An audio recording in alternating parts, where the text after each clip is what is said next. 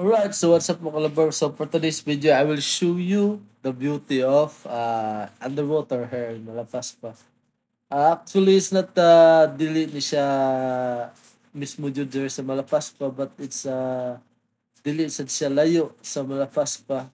Kasi sa part of malapas pa. Ah, Kamo na bahala to. So, kayo mga kalambor is actually this video is not for me, but for my foreign guests na iabangan nila akong GoPro. So, I asked permission to them na i-upload na ko ilang videos.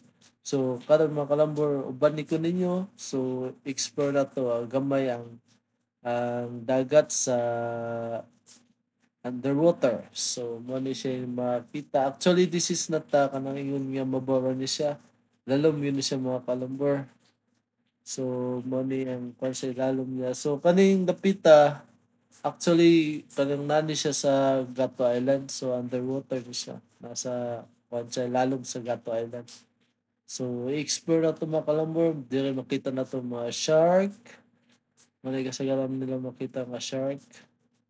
And then a lot of fish, corals, or sa pa diya. So, let's explore ba ni ko ninyo kay actually dili pa man ko makasambol dapita kay wala pa mo mag-study, wala pa ko mag diving course. Siguro maabot ka ta ng mga panahon ng mga kalambor para kita na sa akon sa yung pakita sa inyo ha sa mga views sa lalom sa dagat. So karon explore sa ta. Naman ta information sila na mo-upload natin ng mga videos mga kalambor.